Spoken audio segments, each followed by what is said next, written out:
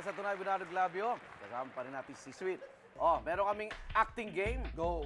Naku, kung ako lang tatanungin, ano na to? Pasado na to eh. Pero siyempre, sa mga nanonood, eto, may ipapakita akong linya ng mga sikat na artista dito sa ating LCD screen. Dito. Okay, dito ako titingin. Oo. Ang gagawin mo, bibigyan mo ng buhay ang mga ito. Game! Game? Tingnan ko nga. Ay, ang ganda ng mga pictures ko. Kayo ko na napansin. Ah? Thank you, ah. Oy, Pwede ba iuwi? tinubos namin yan eh. Nasa sanlaan yan eh. Okay, ito, game. Ito ang unang linya. Ay, Ate Guy! Oo. Okay. My brother is not a pig. Okay. Ang kapatid ko ay hindi baboy ramo. Ang kapatid ko ay tao. Ayun, Yan. yun ang magaling Yun ang na. importante sa atin kayo. Alam mo, kahit sa tunay na buhay, ganun siya magsalita. Penging tubig. Ganun. Matet, anak, bakit ngayon ka lang umuwi? Ganun siya talaga magsalita. Ah, gano'n si Ate Guy.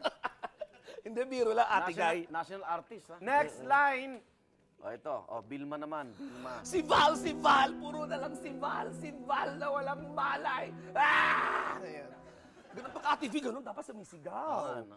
Oo, hindi pwedeng hindi sisigaw. Di ba pwedeng si Ate Magagalit. B mag, hindi bagay? Hindi, isang beses, minsan ginawa niya, ang pelikula wala siya masyadong dialogue si Ate V, yung Tagos ng Dugo, wala siya masyadong dialogue doon. Nagbumasag ng pinggan. Oo. Magkakasama kami ng teatrong nanood nun. Ah, talaga? Oo, dun sa may Moraita. College days niya ba College yun? days, oo. Yun. Tapos, after nun, parang di sa ata sanay si Ate V. Tsaka yung Walang mga fans si dialogue. Ate V, parang mas sumisigaw si Ate V, mas gusto nila. gusto nila. Oo, kaya kita mo, bagay kay Ate V, napunta siya sa politics. Kasi nga, yung, bagay, di ba dapat politiko sumisigaw? Darna! Yan. Oh, Darna, iboto niyo ako! Lipa, Darna, lipa! Ganon. Okay, next line. Sino man to? Kanino to? Ay, Hilda Coronel! Wow. Once, twice, thrice. Gaano ba kadalas ang minsan? Hindi ko rin alam kung gaano kadalas ang minsan. Pero si Hilda Coronel, underacting.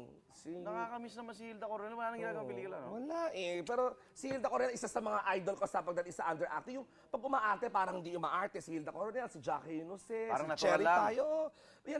Yan daw mga yan. Talagang kahit sumisigaw, ganyan talaga eh. Yung, alam ko, nasunugan, sunog. Nasusunog ang bahay ko. Tulungan niyo ako. Kailan underacting yan. Oh. Sunog. Kaya mga kapitbahay, nge.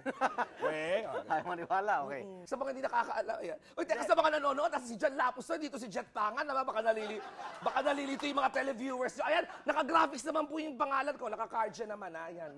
Kasi nalilito na rin ako pag gising ko sa umaga, pag gising ko sa salamin. Isang ano Akala dyan? ko si Jet Pangan Walang... Yan. Yes! Yan yun.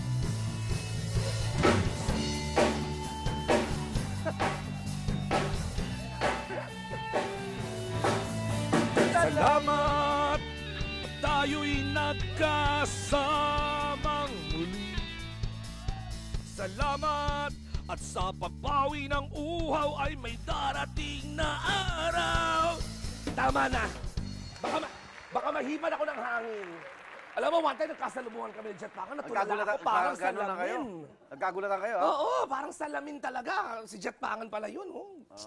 Ang hirap. Ngayon, may incident naman na si Jet Pangan, parang I think gumawa siya ng isang play na medyo heavy yung makeup niya at saka yung characterization niya. Sinigaw naman siya sweet. Parang soft. No, may friend ako na pinanonood yung buong play. Text ng text sa akin, congratulations, I did not know na you could sing this well. Hindi alam ng bruha, si Jet Pangan yung nakasala. Sa curtain call na lang niya nalaman. Akala niya talaga ako. Katawa, di ba? Okay, mamaya, balikan natin ang naging buhay ni Sweet sa pagbalik po ng Tunay Binado Glabio.